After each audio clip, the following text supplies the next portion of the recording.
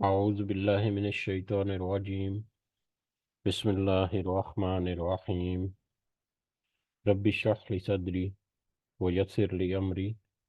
واحلل عقدة من لساني يفقهوا قولي. رب يسر ولا تعسر وتمم بالخير. اللهم لا سهل إلا ما جعلته سهلا وأنت تجعل الحزن إذا شئت سهلا. اللهم انفعنا بما علمتنا وعلمنا ما ينفعنا وزدنا علما.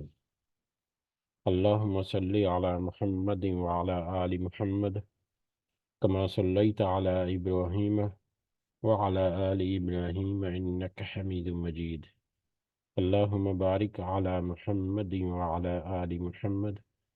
كما باركت على إبراهيم وعلى آل إبراهيم إنك حميد مجيد. آمين يا رب العالمين. آج ہم انشاءاللہ اللہ کے خاص فضل و کرم سے، اس کی خاص رحمت اور توفیق سے ریاض الصالحین کی جو جلد اول ہے والیوم 1، اس کی حدیث نمبر 506، اور اسی والیوم کی چیپٹر نمبر 56 جو ہے اس کی حدیث نمبر 16 سے آنورڈ اپنا سبق دیکھیں گے، اور کچھ احادیث کو ہم سمجھنے کی کوشش کریں گے۔ سب سے پہلے ہم اسی کی حمد اور اسی کا شکر اور اسی کی تعریف کرتے ہیں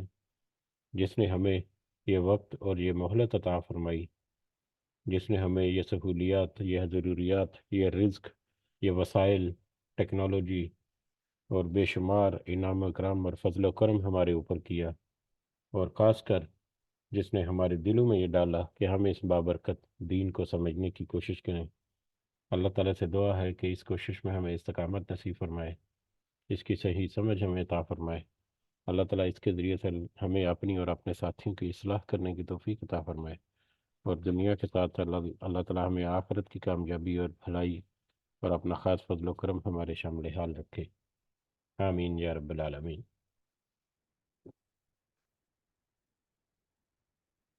حدیث نمبر 15 تک ہم نے پچھلی اپنی مجلس میں مکمل کیا تھا، یہ چیپٹر نمبر 56، اور یہ چیپٹر نمبر 56 اس کا عنوان فاقہ، تنگی، کھانے پینے اور لباس وغیرہ جیسی نفسانی لذتوں میں قناعت اور مرغوب چیزیں ترک کر دینے کی فضیلت، یعنی دنیاوی جو آسائشیں ہیں، دنیاوی جو لگژریز ہیں، دنیاوی جو آرام ہے، اس کو ترک کر کے صرف اللہ تعالیٰ کی طرف سے جو عطا کردہ چیزیں ہیں ان میں سادگی اور قناعت، اور ان میں سے بھی کم سے کم پر اکتفا کرتے ہوئے اپنے مقصد کو، اپنی منزل کو آخرت کی طرف اپنے ذہن میں رکھتے ہوئے اپنے آپ کو ڈھالنا، اپنی اصلاح کرنا، اپنی زندگی گزارنا، یہ سارے معاملات جو ہیں یہ اس چیپٹر کا عنوان ہے۔ اور جیسا کہ ہمیں پتہ ہے کہ یہ چیپٹر جو ہے اس سے پہلے جو چیپٹر گزرا تھا جو زہد کے نام تھا، زہد کی فضیلت اور دنیا کم حاصل کرنے کی ترغیب جو ہے اسی کا ایک ذیلی یا ایک سب ٹاپک ہے۔ اور زہد کے بارے میں بھی ہم نے 2-3 دفعہ جب بھی یہ ہم نے درس دیکھا شروع کیا تو ہم نے سمجھنے کی کوشش کی کہ دنیا کی جو لذتیں ہیں جو اللہ تعالیٰ نے دنیا میں عطا کی ہیں، نعمتیں، اللہ تعالیٰ کی رحمتیں جو ہیں، ان کو حرام نہیں قرار دینا اپنے اوپر، بلکہ ان کے موجودگی میں جو کچھ آپ کے پاس ہے اس میں سے بھی کم سے کم کے اوپر اکتفا کرتے ہوئے دنیا کی آسائشوں اور آرام اور لگژری جو ہے اس میں اس کے تابع نہیں اپنے نفس کو کرنا، بلکہ اپنے نفس کو صرف اللہ کے احکامات کے تابع کرتے ہوئے اس زندگی گزارنا اور کوشش کرنا ہے۔ یہ در حقیقت زہد ہے، اور زہد اور اس کو جب ہم تفصیل سے دیکھتے ہیں تو بہت سارے ایسے معاملات نکلتے ہیں جس میں ہم بحیثیت انفرادی طور پر بھی اور اجتماعی طور پر بھی بہت ساری ایسی چیزیں ہیں جو ہم میں نہیں ہیں، بہت ساری کمیاں ہیں جو ہمیں نظر آتی ہیں، جو کہ ہمارے اپنے ہی ہاتھوں میں ہے کہ ہم اگر کوشش کریں تو اچیو کر سکتے ہیں۔ لیکن اس کے باوجود بہت ساری کوتاہیاں جو ہے وہ ہو جاتی ہیں، تو اللہ تعالیٰ سے دعا ہے کہ ہماری ان کوتاہیوں کو درگزر کرتے ہوئے ہمیں یہ توفیق دے کہ ہم ممکن ہو آسان سادگی کے ساتھ اپنے معاملات جو ہیں ان کو آگے لے کر چلائیں۔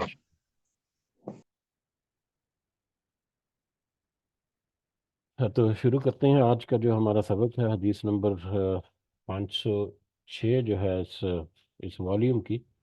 یا اس چیپٹر کی حدیث نمبر 16۔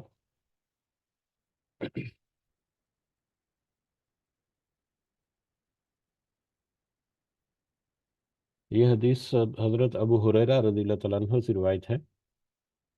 کہ انہوں نے فرمایا کہ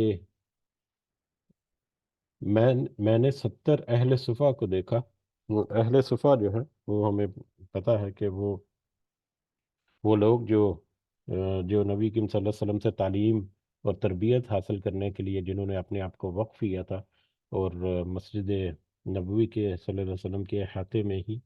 ایک جگہ مختص تھی، ایک چبوترا سا، جس کے اوپر جہاں پر وہ بیٹھ کر یہ تعلیم جو ہے وہ حاصل کرتے تھے، اور ان کی کیفیت جو ہے وہ بھی اس سے پہلے کئی دفعہ گزری ہے، لیکن آگے بھی آنے والے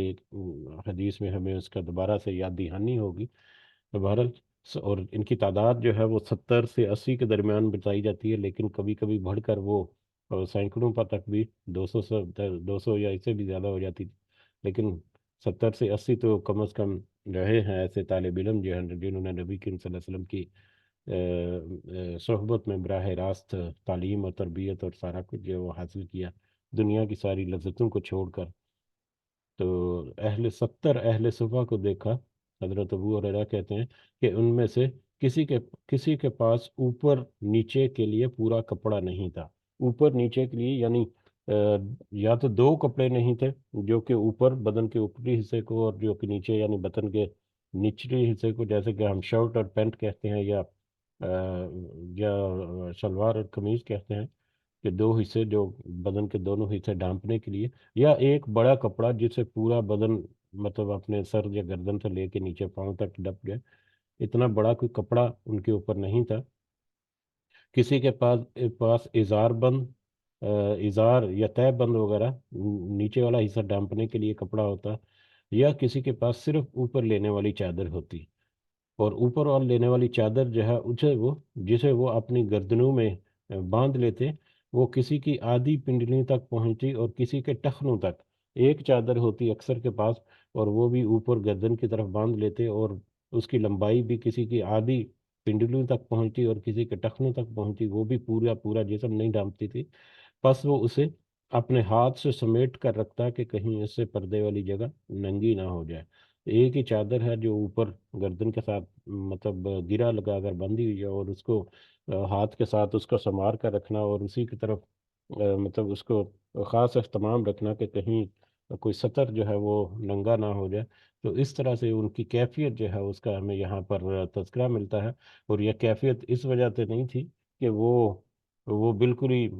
نادار اور بالکل ہی غریب قسم کے تھے، بلکہ یہ کیفیت اس لیے تھی کہ انہوں نے دنیا کی اپنے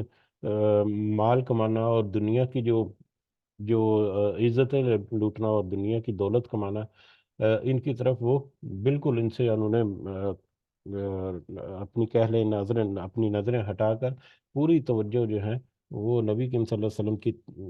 نصیحت جو ہے یا تعلیمات جو ہیں ان کو حاصل کرنے کے لیے گزاری۔ اور پھر ان کے سفید پوشی کا یہ عالم تھا کہ وہ یقیناً انصار بھی اور دوسرے مسلمان بھی ان کی مدد کرنا چاہتے، لیکن وہ ان کی سفید پوشی کو دیکھتے ہوئے ایک یہ عزت نفس جو ہے اس کے میٹر میں بھی آ جاتا ہے سارا کچھ، کہ وہ کسی کے آگے ہاتھ بھی نہیں پھیلاتے تھے، اور کوئی ان کے ساتھ پھر اچھائی کے نیکی کے معاملے ڈیفینیٹلی کرتے تھے، لیکن وہ اتنا زیادہ اس کو قبول کرنا یا اتنا زیادہ مطلب چاہت کے ساتھ ان چیزوں کی توقع رکھنا اور ان کی طرف مطلب اپنی جو توجہ ہے وہ مبذول کرنا، ان چیزوں میں وہ بہت احتیاط برتی انہوں نے۔ یہی وجہ تھی کہ ان کی یہ حالت تھی یا ان کی یہ کیفیت تھی کہ انہوں نے اپنے آپ کو کس قدر محدود رکھا اپنی دنیاوی معاملات میں۔ اور یقیناً یہ حدیث جو ہے اس ٹاپک کی، یا یہ ٹیکسٹ جو ہے ایک پچھلی ایک حدیث جو گزر چکی ہے اس میں سے بھی ہم نے یہ والا موضوع جو ہے وہ دیکھا ہے۔ تو یہ نبی کریم صلی اللہ علیہ وسلم کی صحبت کا نتیجہ تھا، نبی کریم صلی اللہ علیہ وسلم کے گھر کا گھر کے حالات جو ہیں وہ بھی ہم نے بہت ساری احادیث جو ہیں ہماری نظروں سے گزری ہیں کہ ان کے گھروں میں مطلب کھانے پینے جو ہے کئی کئی مہینے تک وہ ہنڈیاں نہیں پکتی تھی، چولہا نہیں جلتا تھا، اور حضرت عائشہ رضی اللہ تعالیٰ عنہا کہتی ہیں کہ کئی کئی مہینے تک صرف دو کالی چیزیں یعنی پانی اور کھجور پر گزارا ہوتا تھا، اور کھجور بھی اتنی کہ کبھی کبھی ردی کھجور جو ہے وہ بھی اتنی نہیں ہوتی میسر ہوتی تھی کہ وہ پیٹ بھر کر اس کے ساتھ کھانا کھایا جائے۔ تو اس طرح سے نبی کریم صلی اللہ علیہ وسلم کے اپنے جو انہوں نے حالات رکھے، تو انہیں کا دیکھا دیکھی یا انہیں کے صحبت کا اثر تھا کہ ان کے زیر سایہ جو صحابہ تھے، ان میں سے اکثریت جو ہے انہوں نے اپنے آپ کو بہت ہی لمیٹڈ رکھا اپنے دنیا کے معاملات میں۔ گو کہ بہت کچھ صحابہ تھے جو کہ اللہ تعالیٰ نے ان کو بہت مال و دولت بھی نوازا تھا، لیکن انہوں نے بھی اپنی زندگیوں میں مطلب وہ زیب و زینت اور آرائش اور وہ اس طرح کی مطلب دکھاوا جو ہے وہ نہیں کیا جیسا کہ آج کل ہمیں دنیا کی زندگی میں ملتا ہے، ایون کہ ہمارے جو مطلب جو اپنے آپ کو کہتے ہیں یا جن کو ہم سمجھتے ہیں کہ وہ بڑے دین پر چلنے والے ہیں، ان کے بھی میٹر جو ہے وہ بعض دفعہ ایسے نکل آتے ہیں۔ تو بہرحال اللہ تعالیٰ سے دعا ہے کہ اس میں بہت ساری ایسی باتیں ہیں جن کو ہم اپنے گریبان میں جھانکیں تو ہمیں توجہ دلاتی ہیں کہ ہم ان کی طرف ضرور اپنا جو معاملات ہیں ان کی اصلاح کریں۔ اگلی حدیث جو ہے حدیث نمبر 507، 507 نمبر حدیث، یہ حضرت عائشہ رضی اللہ تعالیٰ عنہ سے ہے کہ رسول اللہ صلی اللہ علیہ وسلم کا بستر چمڑے کا تھا جس میں کھجور کے درخت کی پتلی چھال بھری ہوئی تھی۔ اس سے پہلے نبی کریم صلی اللہ علیہ وسلم کے گھر کے چیزوں کا کچھ منظر جو ہے ابھی بھی ہلکا سا تذکرہ گزرا جو ہے، تو اس سے پہلے بھی گزری، تو یہ ایک دوسرا پہلو کہ ان کا بستر جو تھا نبی کریم صلی اللہ علیہ وسلم کا وہ چمڑے کا تھا۔ گو کہ اگر ہم دیکھیں تو اس وقت بھی کپڑا جو ہے بہترین کپڑا، نرم کپڑا،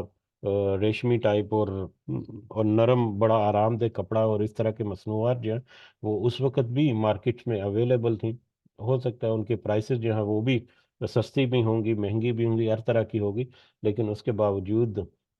مطلب نبی کریم صلی اللہ علیہ وسلم نے اپنے گھر میں جو بستر تھا ان کا چمڑے کا، تو چمڑا ہمیں پتہ ہے سخت ہوتا ہے اور کھردرا بھی ہوتا ہے، تو اس کی وجہ سے میٹ فنش اسے کہتے ہیں، کھردرا کھردرا سا بھی، تو وہ اتنا زیادہ آرام دہ نہیں ہوتا، اور اس میں پھر کھجور کی پتلی چھال بھری ہوئی تھی، یعنی اس کے اندر جو سٹف تھا وہ بھی کوئی روئی یا کاٹن یا اس طرح کے نہیں، بلکہ کھجور کی پتوں کی چھال جو ہے، درخت کی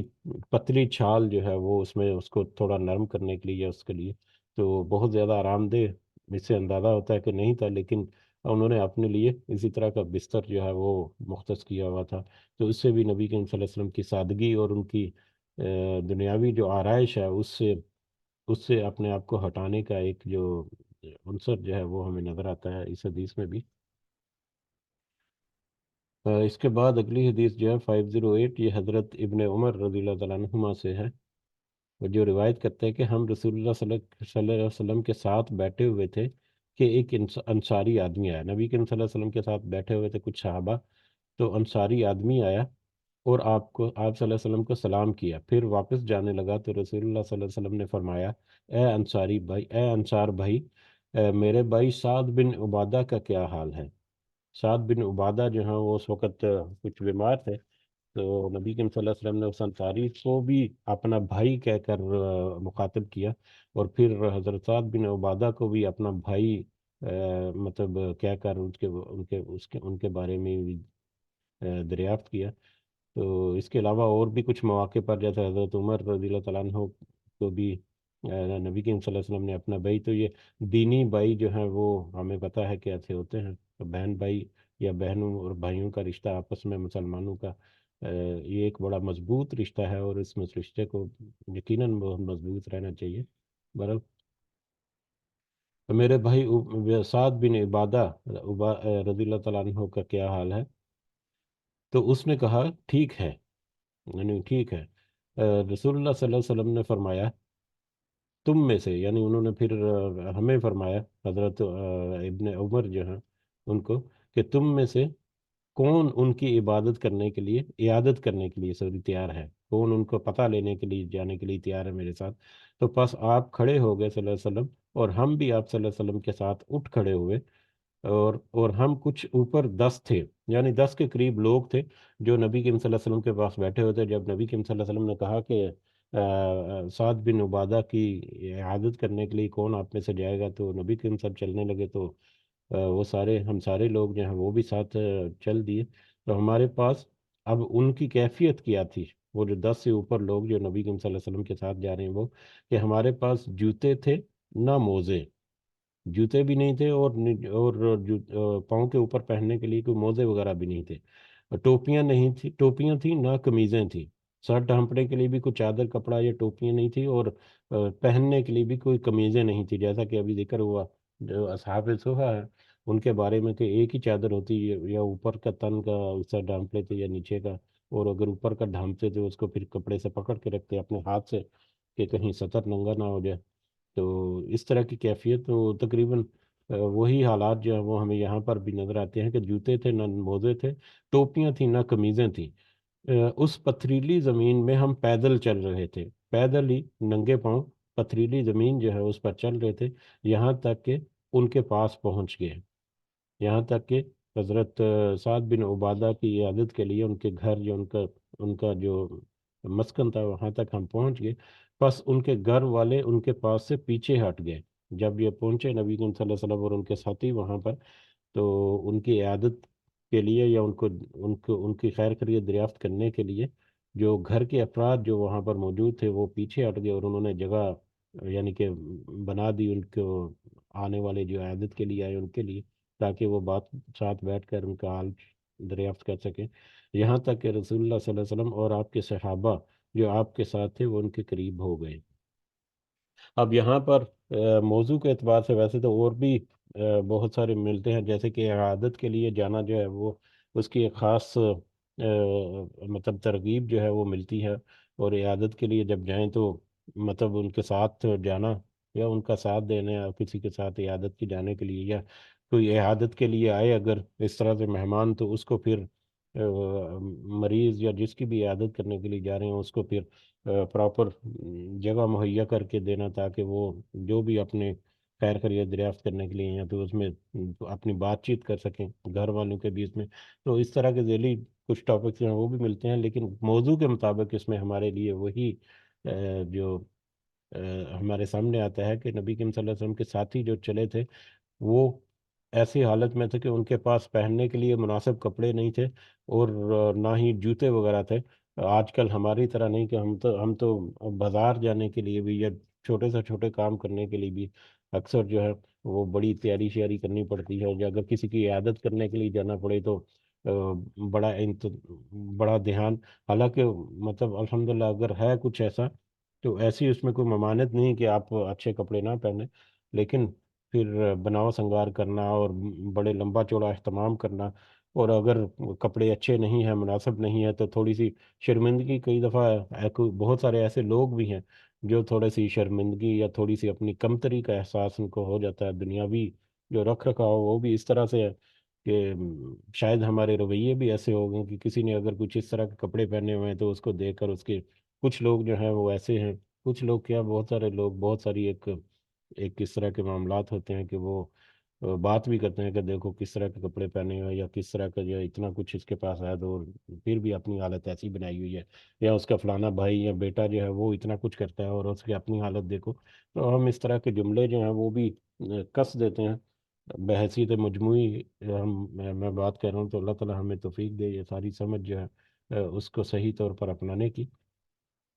تو اگر ہم آج کے اپنے رویے جو ہیں ان کو کمپیئر کر کے دیکھیں تو کس قدر قسم پرسی کی حالت میں تھے وہ، لیکن اس کے باوجود وہ انہوں نے کہا کہ ہم چلتے ہیں عیادت کرنے کے لیے، انہوں نے کوئی شرم یا کوئی اس طرح کی ہچکچاہٹ محسوس نہیں کی۔ اور پھر اسی حدیث میں آگے پتہ چلتا ہے کہ جب وہ پہنچے تو ان کے گھر والوں نے ان کے لیے جگہ پیش کی کہ آپ بیٹھیں یہاں پر، راستہ دیا یا جگہ بنا کر دی، تو یعنی ان کے گھر والے جو تھے جہاں پر وہ عیادت کے لیے گئے حضرت سعد بن عبادہ کے گھر والے، انہوں نے بھی ان کو ویلکم کہا،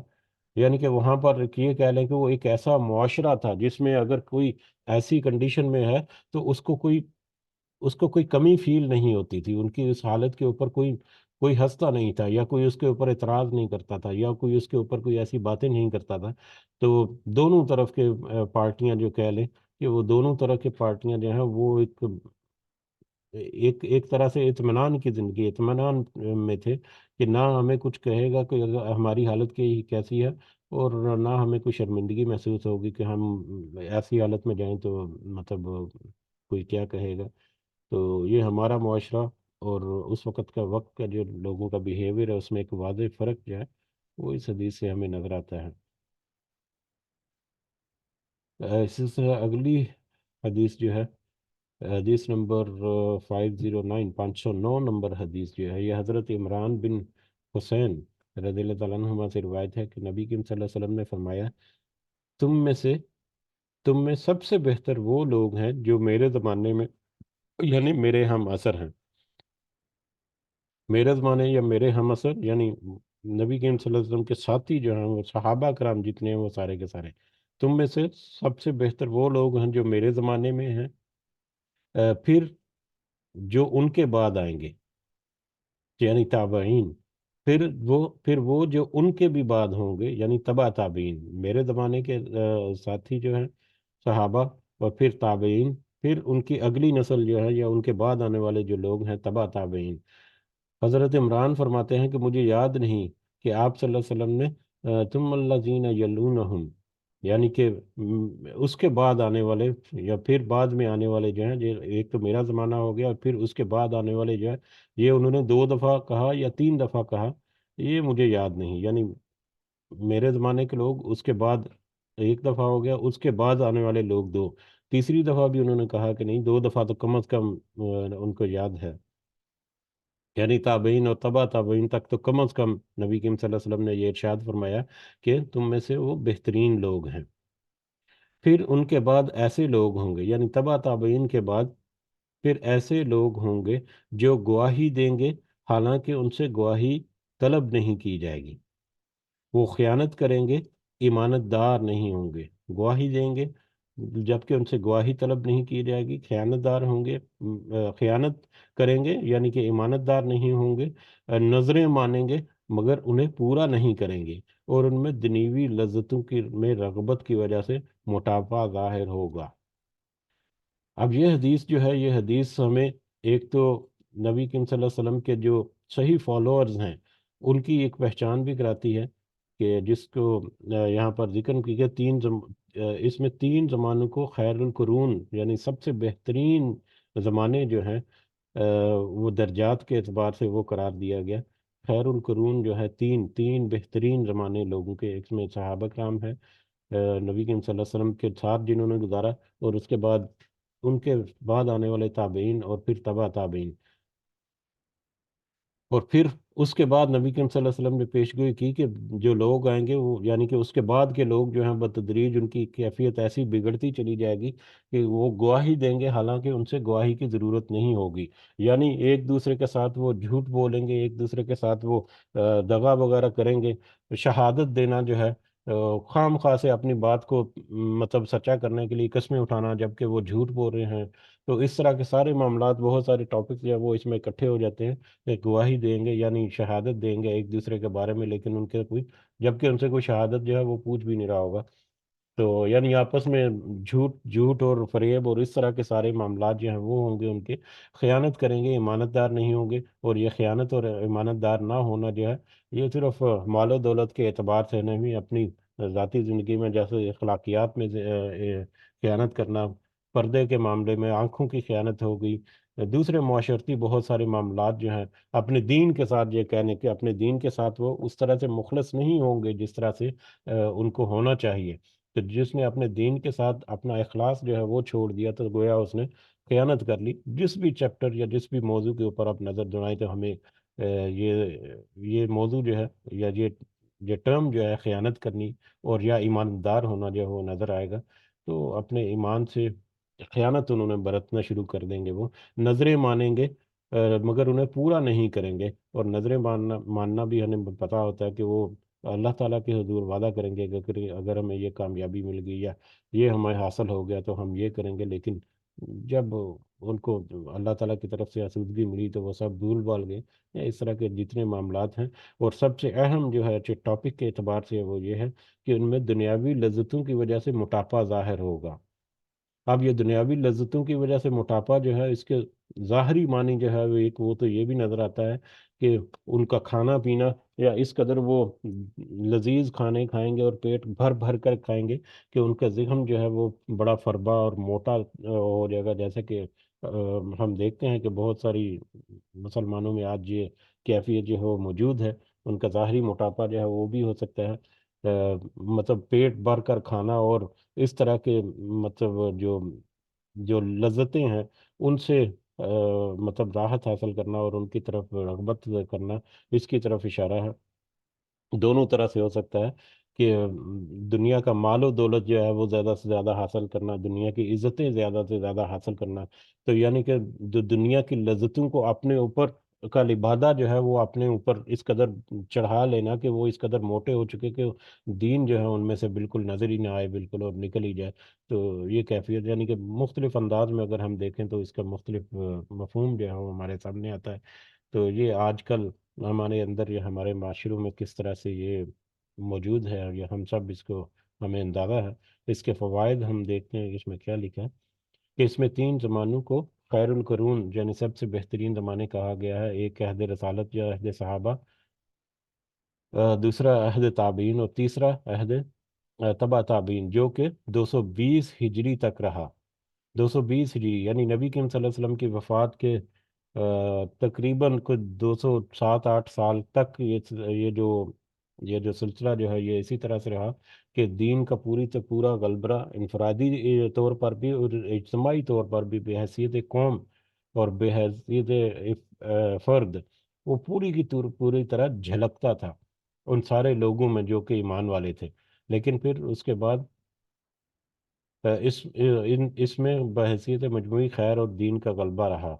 بدعات کا ظہور نہیں تھا اس وقت، یعنی خالص دین تھا، کوئی بدعت وغیرہ نہیں تھی، اور لوگوں میں دین پر عمل کرنے کا جذبہ قوی اور توانا تھا، بڑی مضبوطی سے انہوں نے دین کو تھاما ہوا تھا۔ اس کے بعد بتدریج ان چیزوں میں کمی آتی گئی، حتیٰ کہ ہر آنے والا دور اپنے پہلے دور سے بدتر واقع ہو رہا ہے۔ یعنی کہ جیسے جیسے نیا وقت آتا جاتا ہے، ایمان کے اعتبار سے، ایمان کے اوپر مضبوطی کے اعتبار سے، وہ پچھلے زمانے سے تھوڑا سا کمزور ہوتا جا رہا ہے، بدتر بدتر ہوتا جا رہا ہے۔ علاوہ ازیں اب عمل و کردار یہ بھی ہمارے سامنے ہے کہ جیسے جیسے ہم آگے بڑھتے جا رہے ہیں، یہ دنیا جو ہے جیسے جیسے قیامت کی طرف رواں دواں ہے، جو بھی اللہ تعالیٰ نے وقت مقرر کیا ہے، آہستہ آہستہ جو تھوڑے بہت مطلب ہے وہ نکلتا جا رہا ہے ہمارے ہاتھوں سے، دین جو ہے اس کے بارے میں بہت ساری چیزیں۔ علاوہ ازیں اب عمل و کردار کی کوتاہیوں نے جس طرح مسلمانوں کی امتیازی حیثیت کو ختم کر دیا ہے، اور بدعات کی کثرت اور فقہی مشغفیوں نے اسلام کے روح آبدار کو مسخ کر دیا ہے، وہ کسی سے مخفی نہیں ہے۔ یعنی بدعات وغیرہ، بدعات تو ایک اب چھوٹا سا ٹاپک رہ گیا، اب تو بدعات سے بہت آگے چیزیں نکل چکی ہیں جن کو ہم گننا شروع کریں تو ہم شاید روک ہی نہ پائیں، جو جو ہمارے معاشرے میں ہو رہا ہے۔ تو بہرحال اب مسلمانوں کی اکثریت میں مسلمانہ اخلاق و کردار ہے، اور نہ ہی وہ عقائد جو قرآن و حدیث میں بیان کیے ہیں۔ تو اللہ تعالیٰ سے دعا ہے کہ اللہ تعالیٰ ہمیں اپنی خاص حفاظت میں اور اپنی خاص نگرانی میں، نگہبانی میں رکھے، تاکہ ہم اپنے معاملات جو ہیں وہ درست کر کے آگے چلتے رہیں۔ اگلی 510 نمبر حدیث جو ہے یہ حضرت ابو امامہ رضی اللہ تعالیٰ عنہ سے روایت ہے۔ رسول اللہ صلی اللہ علیہ وسلم نے فرمایا: اے فرزند آدم، اگر تو زائد از ضرورت مال اگر تو زائد از ضرورت مال اللہ کی راہ میں خرچ کریں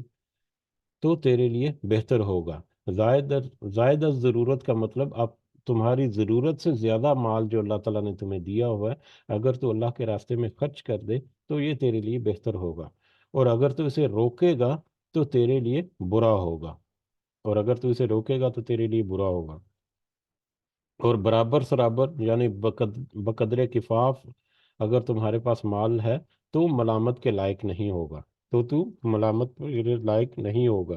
اور خرچ کرنے کی ابتدا ان لوگوں سے کر جن کے اخراجات زندگی کا ذمہ دار تو ہے۔ یہ ترمذی کی حسن حدیث ہے کہ یعنی اگر تمہارے پاس اللہ تعالیٰ نے تمہیں مال دیا ہے جو تمہاری ضرورت سے زیادہ ہے، جتنی تمہیں ضرورت ہے مال کی اپنے روزمرہ کی زندگی یا اپنے روزمرہ کے خرچے وغیرہ پورے کرنے کے لیے، آج کل کے حساب سے اگر دیکھیں تو جو بھی فیسز وغیرہ ہے یا جو بھی تمہاری کرنٹ لائبلٹیز کہہ لیں، یا کرنٹ لائبلٹیز میں آتا ہے کہ مطلب جو بنیادی ضرورتیں ہیں جو کہ مطلب روزمرہ کی زندگی میں مطلب ضروری ہوتی ہیں، جیسے کہ ہمارا سیلریڈ پرسن جو ہے، جو ان کا ایک منتھلی سائیکل چلتا ہے، وہ ایک مہینے کی سیلری ملتی ہے، اس میں سے انہوں نے پورا مہینہ گزارنا ہوتا ہے۔ تو اگر وہ مہینے کی سیلری میں آپ کے پاس انف سیونگ ہے، اور آپ کا گزارا مزارا کرنے کے بعد بھی آپ کو اللہ تعالیٰ نے اتنی زیادہ مطلب میسر کر دی ایک اچھی جاب جس میں آپ کے پاس بہت زیادہ بچت ہے، تو اس میں سے اپنے اضافی جو آپ کے پاس اللہ تعالیٰ نے رزق دیا ہے اس میں سے اللہ کے راستے میں خرچ کر دے، تو یہی بہتر ہوگا۔ روکے رکھنے سے یہ مراد ہے کہ مطلب اضافی مال ہے، اضافی کوئی انکم ہے، اس کو اپنے پاس جمع کر کے رکھنا، اس کو دوسروں کے اوپر خرچ نہیں کرنا، بلکہ مال کو جمع کرنا اور مال کو گنتے رہنا جو ہے، یہ اس کے بارے میں تو بڑی سخت آیات بھی ہمارے مطلب قرآن مجید میں آئی ہیں۔ بہرحال، تو روکے رکھنے سے مراد یہ ہے کہ اضافی پیسہ جس کی تمہیں فوری طور پر ضرورت نہیں، یا جو تمہارے پاس اضافی ہے، آپ نے بنیادی یعنی ایک آدھ گھر بنانے کے لیے یا کچھ کاروبار وغیرہ رکھنے کے لیے یا کچھ معاملات کو چلانے سے زیادہ، اور یہ ہمارے لیے تو شاید ہم تو شاید مطلب کوئی مڈل طبقے کے یا لوور مڈل کلاس یا اس طرح سے ہوں گے، مجھے تو ہم سب جو ساتھی جو ہیں ان کی ایگزیکٹ کیفیت کی معلوم، لیکن یقیناً ان لوگوں کی طرح نہیں ہوں گے کہ بہت ساری ہمارے پاس مثالیں ایسی موجود ہیں آج کی دنیا میں کہ انہوں نے مطلب لاکھوں ہزاروں لاکھوں جو ہے وہ تو نارمل سی بات ہوگی ہمارے لیے، مطلب روزمرہ کے معاملات میں آگے کروڑوں کے اربوں اور خربوں روپے جو ہیں یا اربوں خربوں ڈالرز یا اس طرح کی اماؤنٹ جو ہیں انہوں نے، جو کہ اب کئی کئی نسلیں ان کی جو ہے وہ بیٹھ کے کھائیں کچھ نہ کریں تو ان کے لیے بھی نہیں کافی ہوگا، لیکن اس کے باوجود ان کا حرص اور لالچ جو ہے وہ پیٹ نہیں بھرتا۔ اور اس دن کچھ دن پہلے ذکر ہوا تھا کہ 1 ارب، صرف 1 ارب روپیہ اگر کاؤنٹ کریں ہم، تو اس کا اندازہ ہم صرف فگرز کو اپنی زبان سے ادا کرتے ہیں اور اگنور کر کے چل دیتے ہیں، لیکن اگر فگرز کو ہم صحیح معنوں میں مطلب اس کے اگر پرکھیں تو ہماری آنکھیں کھلی کی کھلی رہ جائیں کہ صرف 1 ارب اگر ہم استعمال کرنا شروع کریں، کیلکولیٹ کر سکتے ہیں، بلکہ اب میں نے شاید غالباً پہلے بھی کہا تھا کہ آپ ضرور ایک دفعہ کیلکولیٹ کر کے دیکھیں اپنی طرف سے، کہ اپنے کیلکولیٹر کے اوپر 1 ارب روپیہ لکھیں اور اس کو پھر 1 لاکھ سے تقسیم کریں، 1 لاکھ اگر روپیہ ہم روزانہ خرچ کرنا شروع کریں، ٹھیک ہے، تو ہمیں 10,000 کچھ جو دن ہے وہ چاہیے، اور سالوں میں اگر دیکھیں تو تقریباً 27 مہینے اور 27 سال اور 4 مہینے، تقریباً 27 سال جو ہیں روزانہ 1 لاکھ روپیہ خرچ کریں گے تو وہ 1 ارب روپیہ جو ہے نا وہ کنزیوم ہوگا، 1 ارب، صرف 1 ارب، 1 لاکھ روپیہ روز کا خرچ کریں تو 27 سال وہ مسلسل چلتا ہے 1 ارب روپیہ، اور کئی کئی 100 ارب جو ہے لوگوں نے ایسے ہتھیا کر مطلب کس طرح سے حاصل کیا ہوا وہ بھی اب ایک الگ سے موضوع ہے، اس کے باوجود ان کے پیٹ نہیں بھرتے، تو ذرا دیکھیں کہ ان کا انجام کیسا ہوگا۔ اور ہمیں یہ دعا ضرور رکھنی چاہیے کہ اللہ تعالی ہمیں مال دے، ہمیں رزق عطا فرمائے، اس میں کوئی اس دعا کرنے میں کوئی ایسی برائی نہیں ہے، لیکن اس کے ساتھ ساتھ یہ ضرور دعا رکھنی چاہیے کہ اللہ تعالی ہمیں جو بھی رزق دے اس کے ساتھ ہمیں یہ بہت بھرپور توفیق بھی دے کہ اس میں سے اللہ کے راستے میں خرچ کریں کہ اللہ اس سے ہم سے راضی ہو جائے، ہمارے اس عمل سے جو بھی ہمیں رزق عطا تعالی نے عطا کیا ہے، چاہے تھوڑا ہے یا زیادہ ہے، اس میں سے اللہ تعالی ہمیں توفیق دے کہ ہم اس کے راستے میں خرچ کریں، تاکہ ہم اس کی خوشنودی جو ہے وہ بھی حاصل ہو اور دنیا کے جو معاملات ہمارے وہ بھی آسانی سے ساتھ گزر سکیں۔ تو بہرحال یہ حدیث جو ہے یہ بھی ہمیں بہت سارے معاملات کی طرف ضرور اشارہ کرتی ہے کہ اگر تیرے پاس ضرورت سے زیادہ مال ہے تو تیرے لیے بہتر یہ ہے کہ تو اللہ کے راستے میں خرچ کر، روکے رکھے گا تو تیرے لیے برا ہوگا۔ ہاں اگر برابر سرابر ہے यानी मतलब इतनी है इनकम के बस तुम्हारा उठना बैठना या रोजमर्रा के मामूलात जो हैं वो गुजारा हो रहा है, तो फिर तुम्हें कोई पूछ नहीं होगी। तो पूछ होगी तो इजाफी जो इनकम या इजाफी माल जो है उसकी पूछ होगी। और उसके अलावा जब भी तुम खर्च करो, अल्लाह के ऊपर भी खर्च करने में सबसे पहले जो हक है वो उन लोगों के ऊपर खर्च करने की जिम्मेदारी है जो तुम्हारे जिम्मेदार हैं, जो जिन जिन जिनके तुम जिम्मेदार हो। यानी इसमें अपनी बीवी बच्चे जो हैं वो आ जाते हैं, वालदैन आ जाते हैं, उसके बाद फिर और भी ज़्यादा है तो बहन भाई आ जाते हैं, करीबी रिश्तेदार आ जाते हैं। तो उसके बाद एक पूरी लिस्ट भी है फिर कि किस तरह से रास्ते खर्च करना है। और सबसे पहला हक जो है अपनी अहल व अयाल जो है उनका आता है फिर। तो एक तरतीब है। बहरहाल अल्लाह ताला हमें तौफीक दे कि अल्लाह ताला कि उसके रास्ते में हम जो भी हमारे पास अल्लाह ने रिज्क दिया है उसको खर्च भी करें। और यहाँ पर ये फ़वाइद जो हैं, इसमें एक ये भी इजाफी नुक्ता लिखा है कि बाज़ उलमा के नज़दीक सालाना ज़कात अदा कर देना जो है वो काफ़ी है। कि वो सालाना ज़कात अगर अदा करें तो वो उससे माल जो है पाक हो जाता है, बाकी दौलत जो है जिस तरह से मर्जी सर्फ करें। लेकिन ज़्यादा अक्सरियत जो उलमा की है वो कहते हैं कि नहीं, ज़कात के अलावा भी अल्लाह के रास्ते में खर्च जो है वो ज़रूर करना चाहिए, उसका भी बहुत एक इजाफी अजर है। सेम उसी तरह से जैसे नमाज जो है हम पढ़ते हैं, तो नमाज तो दर हकीकत वही है सुन्नत, सॉरी, जिसको हम फ़राइज़ कहते हैं, फ़र्ज़ नमाज है। लेकिन फ़र्ज़ नमाज के अलावा सुन्नत मौक़दा वगैरह है या नवाफिल वगैरह है, मुख्तलिफ मौक़े के ऊपर भी हैं नमाजें कुछ। तो उनको अगर अदा करेंगे तो वो एक इजाफी हमारे लिए एक अजर का बायस होगा, हमारे लिए एक आसूदगी का बायस होगा क़यामत के दिन। तो इसी तरह से ज़कात भी है कि ज़कात तो मिनिमम है। और दूसरे एंगल से अगर हम देखा जाए तो फ़र्ज़ को अदा कर लेना दर हकीकत अपनी अपनी गर्दन को छुड़ाने के मुतरादिफ है या अपनी ज़िम्मेदारी को पूरा करने के मुतरादिफ है। पर अगर हम नमाज पढ़ लिया तो नमाज तो पढ़ के फ़र्ज़ तो आप दर हकीकत वो अपने लिए किया, अल्लाह के लिए क्या किया। यानी अल्लाह की खुशनुदी हासिल करने के लिए नमाज तो मिनिमम है जो पढ़नी पढ़नी है, उससे ज़्यादा अल्लाह के आगे आजिज़ी जो है वो दर हकीकत जो है ना और भी ज़्यादा पसंदीदगी का। तो इसी तरह से माल के ज़कात तो कम अज़ कम है जो निकालनी ही निकालनी है। अगर उसके ऊपर हम किसी का एहसान नहीं जतला सकते कि हमने बड़ी ज़कात निकाल दी। ज़कात तो निकालनी है, ये तो फ़र्ज़ ही है। ज़कात के अलावा कुछ निकालोगे तो ये तुम्हारी तरफ से एक जो इजाफी अमल जो है वो काउंट होगा। बहरहाल मुख्तलिफ एंगल से इस बात को भी समझा जा सकता है। इसी तरह से आगे हम चलें अगर तो हदीस नंबर 511 जो है ये हज़रत उबैदुल्लाह मोहसिन अंसारी ख़ुतमी रज़ियल्लाहु ताला अन्हु से रिवायत है कि रसूलुल्लाह सल्लल्लाहु अलैहि वसल्लम ने फरमाया, जो शख्स तुम में से इस हाल में सुबह करे कि वो अपने घर या कौम में अमन से हो। ये भी एक बहुत अहम एक हदीस है हमें समझने के लिए कि जो शख्स तुम में से इस हाल में सुबह करे यानी सुबह को जब वो उठे या सुबह दिन की जब शुरुआत हो, तो इस हाल में हो कि वो अपने घर या कौम में अमन में हो। जहाँ पर भी वो रिहाइश पजीर है, वो उसके पास छोटा सा घर है और वो अमन व अमान की जगह है, वहाँ पर कोई मतलब लॉ एंड ऑर्डर की कोई ऐसी सिचुएशन नहीं है। जिस्मानी लिहाज से वो तंदुरुस्त हो, यानी अल्लाह ताला ने उसको सेहत और तंदुरुस्ती जो है वो अता कर रखी है, नंबर 2। और नंबर 3, एक दिन की खुराक उस पर पास मौजूद हो। तीसरी अल्लाह ताला की नेमत जो है जिक्र हुआ कि उसके पास एक दिन की यानी जिस दिन की सुबह वो कर रहा है उस दिन का उसके पास खाना पाना या राशन या उस दिन को उसके अपना बदन जो है उसको सराब करने के लिए उसके पास खुराक जो है वो मौजूद हो। तो ऐसी सूरत में गोया उसके लिए दुनिया है। तो गोया उसके लिए दुनिया अपने तमाम तर साजो सामान के साथ जमा कर दी गई। यानी जिसके पास ये तीन चीज़ें हैं, उसका घर है और वो जहाँ पर रह रहा है वो अमन व अमान वाला है, यानी यहाँ पर कोई कोई उसकी ज़िंदगी को कोई ख़तरा नहीं है, उसके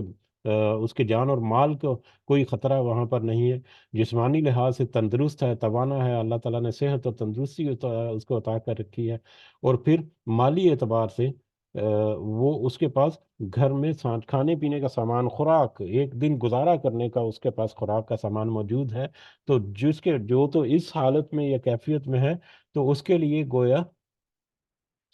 तमाम तर साजो सामान दुनिया जो है वो पूरी की पूरी तमाम तर साजो सामान के साथ उसके लिए जमा कर दी, यानी वो दुनिया के खुशहाल तरीन लोगों में उसका शुमार जो है ना वो हो सकता है। तो यही कैफियत जो है ये काफ़ी है उसके लिए اس کا کہہ لے کہ اس کا جواب دہی کرنے کے لیے کہ اللہ تعالیٰ نے تمہیں صحت بھی عطا کی، اللہ تعالیٰ نے تمہیں گھر اور امن و امان کی جگہ بھی دی، اور اللہ تعالیٰ نے تمہیں خوراک بھی دی، اس ساری چیزوں کی موجودگی نے تم نے اللہ تعالیٰ کے لیے کیا کیا؟ تو اس سے بڑھ کر اگر کوئی ہے تو وہ تو ایکسٹرا آرڈنری ہو گیا، وہ تو ایک اضافی ہو گیا اللہ تعالیٰ کی طرف سے۔ تو اگر اس کی طرف بھی ہم اشارہ کر کے دیکھیں تو اللہ تعالیٰ نے تقریباً ہم میں سے اکثریت کو اضافی مال دے رکھا ہے۔ اب اس میں وہ جو اربوں کی کیٹیگری جس کا ہم نے پچھلی حدیث میں ذکر کیا تھا کہ اربوں روپے یا اربوں کا ان کے پاس ہے، کہ کئی کئی نسلیں، وہ کئی کئی نسلوں کو چھوڑ دیں جن کے پاس اتنی آسودگی ہے، وہ بھی اب اس میں سارے شامل ہیں۔ تو یقیناً وہ لوگ جو ہیں ان کے لیے اللہ تعالیٰ نے گویا ایسے ہے کہ جیسے پوری دنیا جو ہے ان کے لیے سمیٹ پر ان کی جھولی میں ڈال دی، لہذا ان کو کس قدر شکر گزار ہونا چاہیے اور کس قدر عاجز ہونا چاہیے، اس کا ہمیں اندازہ جو ہے وہ رکھنا چاہیے ہمیشہ۔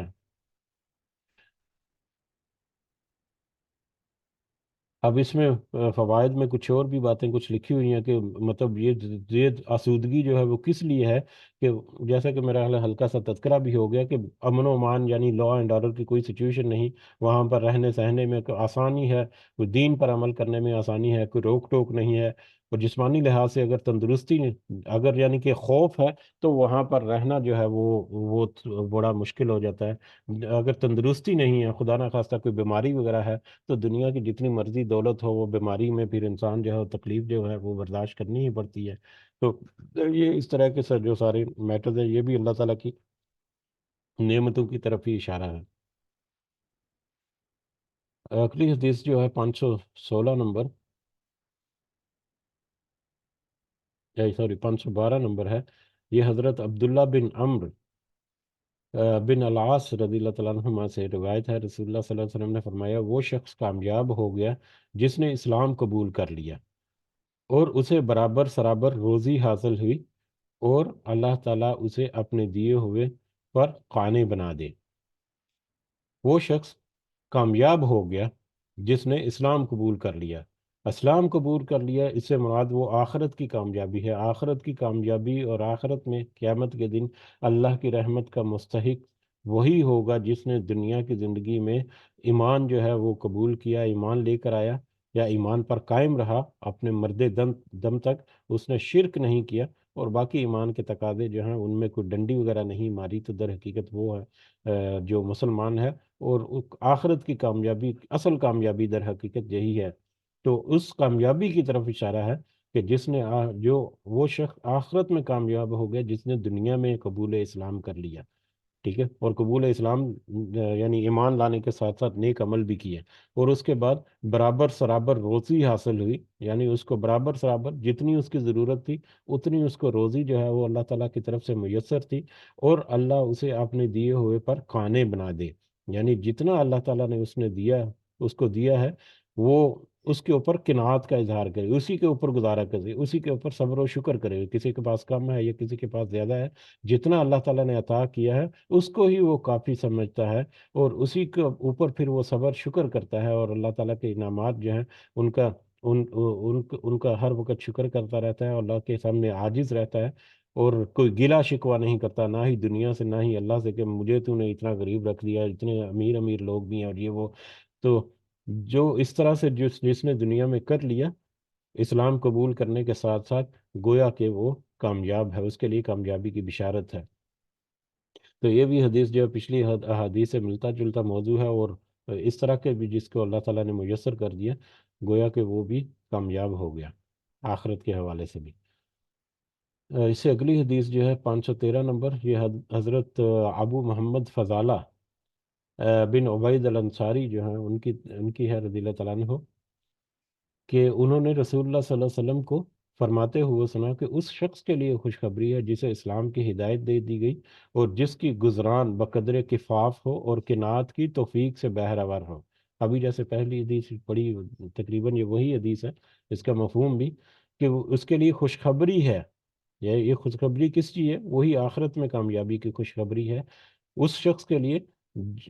جسے اسلام کی ہدایت دے دی گئی، جو ایمان پر لے آیا اور پھر عمل صالح بھی کرتا رہا، اور جس کی گزران بقدر کفاف ہو، یعنی اس کے پاس اتنا ہے کہ اس کا دن جو ہے یہ آسانی سے گزرتا رہا اس کی موت کے وقت تک، اور پھر قناعت کی توفیق کہ جتنا اللہ تعالیٰ نے اس کو عطا کیا اس کے اوپر وہ قناعت کرتا رہا، اس کو کافی سمجھتا رہا، اور اس کے اوپر پھر وہ صبر اور شکر کرتا رہا، اور اسی کے مطابق پھر اپنے سارے اعمال جو ہے وہ درست رکھ کے اپنی اس میں زندگی گزاری، تو ایسے شخص کے لیے آخرت میں کامیابی کی خوشخبری ہے۔ 514 نمبر حدیث، یہ حضرت ابن عباس رضی اللہ تعالیٰ عنہ سے روایت ہے کہ رسول اللہ صلی اللہ علیہ وسلم کئی کئی راتیں متواتر بھوکے گزار دیتے، آپ کے گھر والوں کو بھی رات کا کھانا میسر نہ ہوتا، اور آپ صلی اللہ علیہ وسلم کی اکثر روٹی جو ہے وہ جو کی ہوتی تھی۔ یہ بھی اس سے متعلقہ پہلے بھی بہت ساری حدیث ہم نے پڑھی ہیں کہ نبی کریم صلی اللہ علیہ وسلم کی اپنی جو ذاتی زندگی یا ان کا ذاتی گھر جو ہے اس کی طرف سے دوبارہ اشارہ ہے ان کا اپنا گزارا۔ تو اس میں بھی ہم نے کئی دفعہ پڑھا کہ ایک تو نبی کریم صلی اللہ علیہ وسلم کو تو معجزات بھی بہت سارے عطا کیے ہوئے تھے اللہ تعالیٰ کی طرف سے، لیکن وہ خاص مواقع کے اوپر خاص ایک مطلب وقت میں تھے، اور اللہ تعالیٰ کی طرف سے یقیناً تھے وہ۔ اس کے علاوہ اگر وہ چاہتے تو کیسر و کسرا جیسے محل جو ہے وہ بنا سکتے تھے، کاروبار کرتے اگر تو کتنی ان کو وسعت مل سکتی تھی کاروبار میں، یا دیگر وسائل کا بروئے کا پلاتی، ایون کہ نبی کریم صلی اللہ علیہ وسلم کو جو مال غنیمت وغیرہ ملتا تھا اس کو بھی وہ اللہ کے راستے میں خرچ ہی کر دیتے تھے، اس کو بھی وہ اپنے اوپر اس طرح سے مطلب اپنے لیے اس میں سے جمع کرنا یا اپنی آسائش کے لیے چیزیں رکھنا جو ہے وہ ان کو مناسب انہوں نے نہیں سمجھا تھا۔ تو اس اعتبار سے اگر دیکھیں تو ان کا یہ جو حالت تھی ان کے گھر کی یا ان کی اپنی ذاتی زندگی کے متعلقہ، تو وہ ان کی چوائس تھی، ان کی اپنی چوائس تھی کہ مجھے بس اسی بریکٹ میں رہنا ہے کہ جسم اور روح کا رشتہ جو ہے وہ برقرار رہے، اور پھر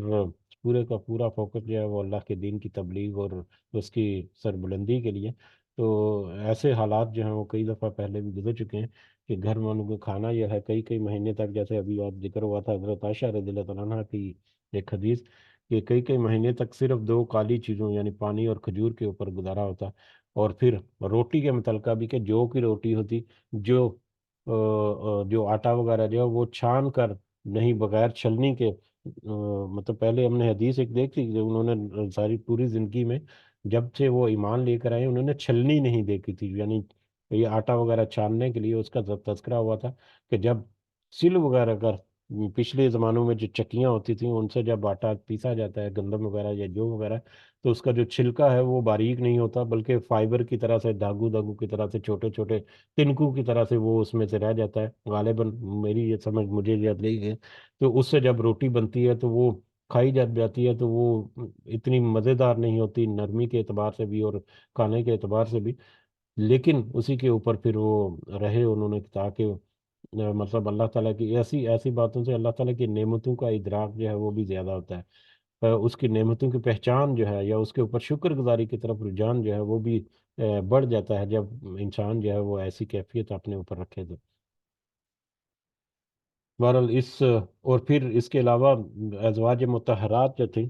ان کے زہد اور تقوی اور ان کا فقر اور ان کی جو لائف سٹائل ہے اس کی طرف بھی اشارہ آتا ہے کہ انہوں نے کبھی پھر مطلب کوئی گلہ یا شکوہ یا کوئی ناراضگی یا کوئی اس طرح کے معاملات جو ہیں نبی کریم صلی اللہ علیہ وسلم کے ساتھ نہیں کیے تھے، ماں سوائے ایک موقع جب آیا تھا جب ایلا کیا نبی کریم صلی اللہ علیہ وسلم نے، وہ بھی یقیناً اللہ تعالیٰ کی طرف سے ایک خاص حکمت تھی، ادروائز تو ہماری مائیں جو ہیں وہ یقیناً پاک باز عورتوں میں وہ سب سے اعلیٰ اور عرفہ اور اونچا درجہ رکھتی ہیں،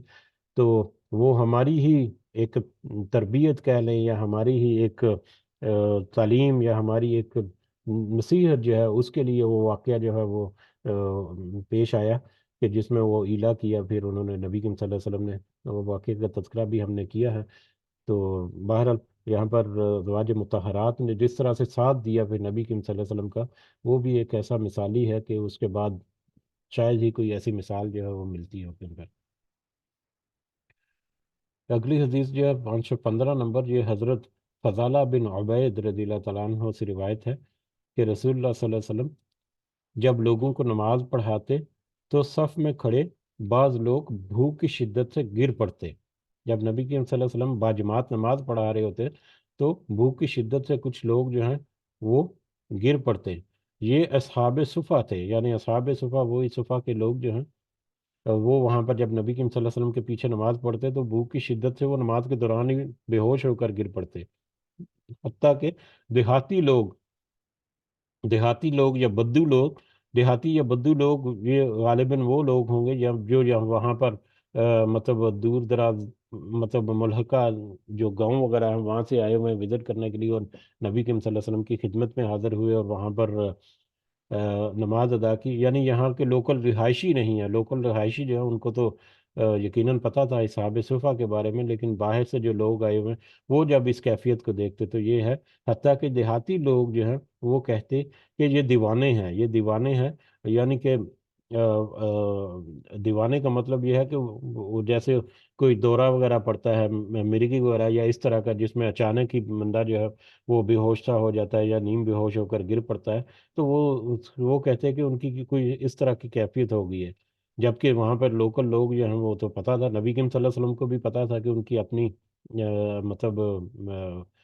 کیسی حالت ہے، کہ بھوک کی وجہ سے یہ سارا کچھ ہو رہا ہے۔ بس جب رسول اللہ صلی اللہ علیہ وسلم نماز سے فارغ ہو کر ان کی طرف متوجہ ہوتے تو فرماتے، اگر تمہیں اس اجر کا علم ہو جائے تو تمہارے لیے اللہ تعالیٰ کے پاس ہے، تو تم اس بات کو پسند کرو کہ تم اس سے بھی زیادہ حاجت اور اس سے بھی زیادہ فاقے میں مبتلا ہو جاؤ، یعنی ان کا یہ عمل جو ہے، اب اس میں ہم نے تھوڑی سی تمہید میں پہلے بھی ذکر کیا کہ یہ اس وجہ نہیں کہ انہوں نے خام خواہ سے اپنے اوپر طاری کر رہا تھا، لیکن یہ اللہ تعالیٰ کی محبت، نبی کریم صلی اللہ علیہ وسلم کے ساتھ الفت اور ان کی الفت اور ان کے ساتھ ان کی صحبت کا نتیجہ، کہ وہ دنیاوی مال جو ہے اس کو بالکل انہوں نے اس کی طرف توجہ نہیں دی، پھر سفید پوشی، کہ اگر کوئی ان کو پیش بھی کرتا تو وہ اس کا انکار کر دیتے، یا بقدر ضرورت جس سے ان کا پیٹ جو ہے وہ بس اتنا ہو جائے کہ وہ آگے حدیث آئے گی کہ اتنا سا کھاؤ کہ جس سے تمہاری پشت جو ہے وہ سیدھی ہو جائے، کہ یعنی کہ جو ان کی بس مطلب وہ زندہ رہنے کے لیے کافی ہو، بس اتنا سا اپنے پاس رکھنا ہے، باقی کی کوئی طمع، لالچ، توقع، امید، یہ وہ کچھ بھی نہیں ہے۔ تو یہ پورا رویہ، ایک پورا رویہ جو ہے یا پورا کوڈ آف ان کا لائف جو ہے وہ اسٹڈی کریں تو پھر ہم اس نتیجے پر پہنچیں گے کہ کیا ان کی کیفیت تھی اور کیا حالات تھے۔ تو اس پوری کی پوری کیفیت کا اجر جو ہے اس کا یہاں پر ہے کہ اللہ تعالیٰ کو وہ پوری کی پورا جو ان کا عمل ہے وہ اس قدر پسند ہے کہ اس کا اجر جو ہے وہ اتنا بڑا ہے کہ اگر تمہیں پتہ چل جائے کوئی کتنا بڑا اجر ہے تو تم اس سے بھی زیادہ مطلب خواہش رکھو کہ اس سے بھی زیادہ حاجت اور اس سے بھی زیادہ فاقے میں مبتلا ہو جاؤ۔ تو یہ ان کو ایک تسلی اور حوصلے کی بات ہے کہ تمہارا یہ رویہ جو ہے یہ اللہ تعالیٰ کو پسند ہے، تمہاری یہ جو زہد اور یہ جو معاملہ ہے، دنیاوی جو چیزیں ہیں ان سے بے رغبتی، کہ یہ اللہ کو پسند ہے کہ اس کا اجر اتنا ہے کہ اگر تمہیں اس کا اجر جو ہے وہ کھول کر اللہ تعالیٰ ذکر کر دے تو تم اس سے بھی زیادہ اجر عمل جو ہے وہ کرو۔ اگلی ایک حدیث دیکھ لیتے ہیں ابھی آج کے سبق میں، 516 نمبر حدیث، یہ حضرت ابو کریمہ مقدام بن بن معد، حضرت ابو کریمہ مقدام بن معدی کرب رضی اللہ تعالیٰ عنہ سے روایت ہے کہ رسول اللہ صلی اللہ علیہ وسلم کو فرماتے، میں نے رسول اللہ صلی اللہ علیہ وسلم کو فرماتے ہوئے سنا کہ کسی آدمی نے کوئی برتن اپنے پیٹ سے زیادہ برا نہیں بھرا، یعنی پیٹ سے برا برتن کوئی نہیں، کسی آدمی نے کوئی برتن اپنے پیٹ سے زیادہ برا نہیں بھرا، یعنی پیٹ سے برا کوئی برتن نہیں، برتن میں کھانا بھرا جاتا ہے تو پیٹ سے برا کوئی برتن نہیں، آدمی کے لیے تو چند لقمے ہی کافی ہیں جو اس کی پشت کو سیدھا رکھیں، اور اگر زیادہ ہی کھانا ضروری ہو تو پھر پیٹ کا تیسرا حصہ اپنے کھانے کے لیے، تیسرا حصہ پانی کے لیے، اور تیسرا حصہ سانس لینے کے لیے ہو، یعنی تین حصے پیٹ کے کرے۔ اول تو اتنا ہے کہ چند لقمے کھا کر ہی یہ کافی ہونا چاہیے، کہ وہ کافی ہے، لیکن اگر پیٹ بھر گئے، یعنی پیٹ بھر کر کھانے کی جو ڈیفینیشن ہے وہ ہمیں اس حدیث سے ملتی ہے کہ پیٹ بھر کر کھانے کا مطلب یہ نہیں ہے کہ مطلب معدہ اس قدر فل ہو گیا کہ مطلب حلق سے باہر کھانا کھانا آنے کو ہے، بلکہ پیٹ بھر کر کھانے کا مطلب یہ ہے کہ تین حصے پیٹ میں ڈیوائڈ کر کے ایک حصہ جو ہے اس کا وہ کھانے کے لیے، ایک حصہ پانی کے لیے، اور ایک حصہ تیسرا حصہ جو ہے وہ سانس لینے کی ہو، یعنی تیسرا حصہ اگر پیٹ بھر کر کھانا کھایا ہے تو یہ پیٹ بھر کر کھانا کھانا ہے، تو اس سے ہمیں اس کی طرف بھی اشارہ ملتا ہے۔ تو میرے لیے بھی دعا ضرور کریں کہ میں بھی اس کے اوپر عمل کروں، ہم سب کے لیے، کہ اللہ تعالی ہمیں توفیق دے کہ ہم یہ ساری چیزیں جو ہیں اپنے گریبان میں جھانکتے رہیں۔ اللہ تعالیٰ ہمیں اس کی توفیق عطا فرمائے۔ تو یہیں پہ رکتے ہیں انشاءاللہ۔ اللہ تعالیٰ سے دعا، اس دعا کے ساتھ کہ اللہ تعالیٰ اس میں بہت ساری ایسی نصیحت کی باتیں جن کا ذکر نہیں کیا، جو ہمیں سامنے نظر آتی ہیں، جو ہم اپنے گریبان میں جھانکے تو ہمیں اپنی ذات میں بہت ساری ایسی چیزیں نظر آتی ہیں۔ تو اللہ تعالیٰ سے دعا ہے کہ ان کو ہمیں سمجھ کر اس کے مطابق ہمیں اپنی اصلاح کرنے کی توفیق عطا فرمائے۔ آمین یا رب العالمین۔ وما علینا الا البلاغ المبین۔ کچھ اضافہ آپ کرنا چاہیں تب کر سکتے ہیں۔ جزاکم اللہ خیرا کثیرا۔